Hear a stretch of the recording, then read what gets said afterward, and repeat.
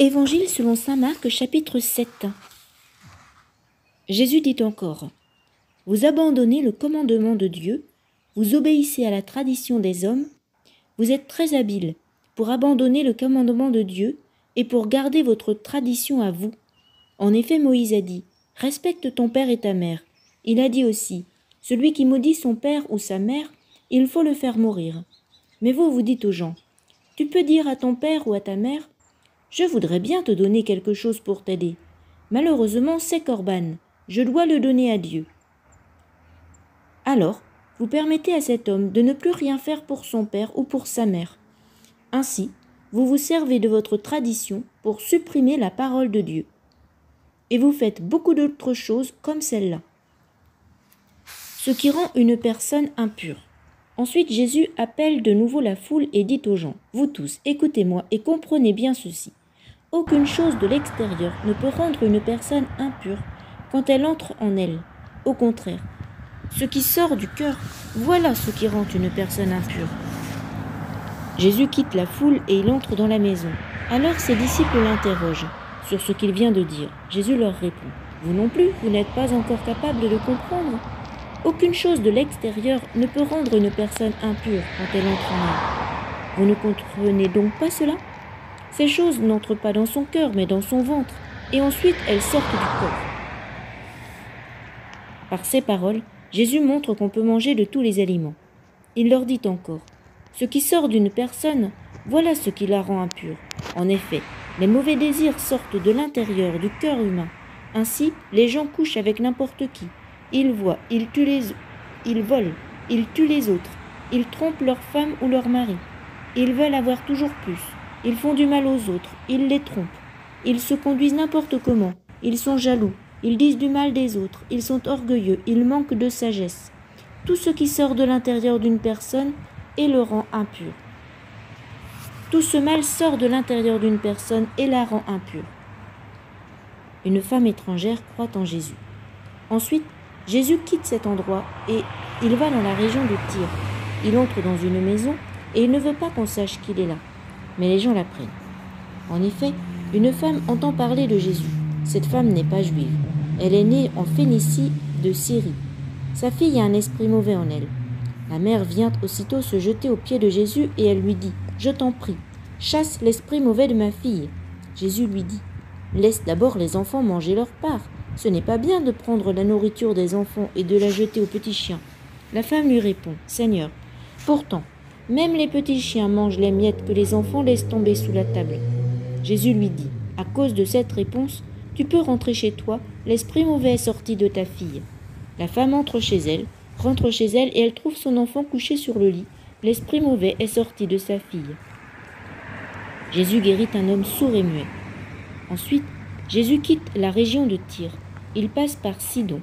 Il revient vers le lac de Galilée en traversant la région des 10 villes. On lui amène un homme qui est sourd et qui parle difficilement. Et on supplie Jésus : pose ta main sur sa tête.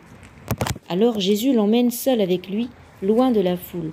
Il met ses doigts dans les oreilles de l'homme, il mouille son doigt avec sa salive et il lui touche la langue. Ensuite, Jésus lève les yeux vers le ciel. Il pousse un soupir et dit à l'homme : Ephata. Cela veut dire : ouvre-toi. Aussitôt, les oreilles de l'homme s'ouvrent, sa langue est guérie et il peut parler normalement. Jésus donne cet ordre aux gens : ne dites rien à personne. Mais chaque fois qu'il leur commande cela, les gens racontent encore plus ce que Jésus a fait. Ils sont profondément étonnés et ils disent : tout ce qu'il fait est vraiment bien. Il fait entendre les sourds et il fait parler les muets. Jésus nourrit 4000 personnes. Un autre jour, une grande foule se rassemble de nouveau. Les gens n'ont rien à manger. Alors Jésus appelle ses disciples et il leur dit : j'ai pitié de cette foule. Depuis 3 jours déjà, ils sont avec moi et ils n'ont rien à manger. Si je leur dis de rentrer chez eux sans manger, ils n'auront pas la force de continuer leur chemin. En effet, quelques-uns sont venus de loin. Ses disciples lui répondent : mais comment peut-on donner à manger à tous ces gens, ici, dans cet endroit désert ? Jésus leur demande : vous avez combien de pains ? Et ils lui disent : 7. Jésus commande à la foule de s'asseoir par terre. Il prend les 7 pains et il remercie Dieu. Il partage les pains et les donne aux disciples pour qu'ils les distribuent à la foule. Ils ont encore quelques petits poissons. Jésus remercie Dieu pour les poissons et il dit à ses disciples de les distribuer aussi. Les gens mangent autant qu'ils veulent. Les disciples emportent 7 paniers pleins de morceaux qui restent, et pourtant, il y avait environ 4000 personnes. Ensuite, Jésus les renvoie. Tout de suite après, il monte dans la barque avec ses disciples et il va dans la région de Dalmanuta. Les pharisiens demandent un miracle à Jésus. Les pharisiens arrivent et se mettent à discuter avec Jésus.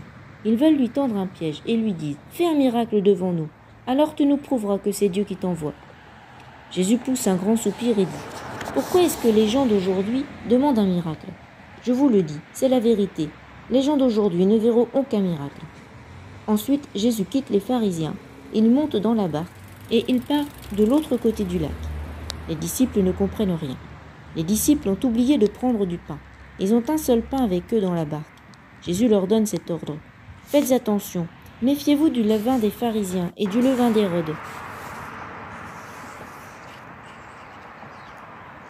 Alors les disciples se disent entre eux, « Nous n'avons pas de pain. » Jésus s'en aperçoit et leur demande, « Pourquoi est-ce que vous dites entre vous, nous n'avons pas de pain?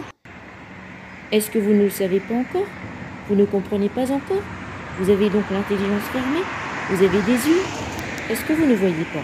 Vous avez des oreilles? Est-ce que vous n'entendez pas?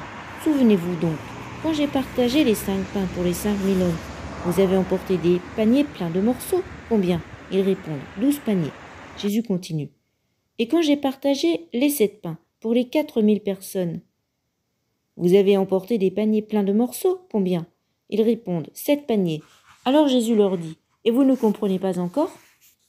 Jésus guérit un aveugle à Bethsaïda. Jésus et ses disciples arrivent à Bethsaïda. Les gens amènent un aveugle et ils demandent à Jésus de le toucher. Jésus prend l'aveugle par la main. Il le conduit en dehors du village. Il met de la salive sur les yeux de l'homme. Il pose les mains sur lui et lui demande « Est-ce que tu vois quelque chose ?» L'aveugle ouvre les yeux et il dit « Je vois des gens. Je les vois comme des arbres, mais ils marchent. » Jésus pose encore une fois les mains sur les yeux de l'aveugle, et celui-ci voit clairement. Il est guéri.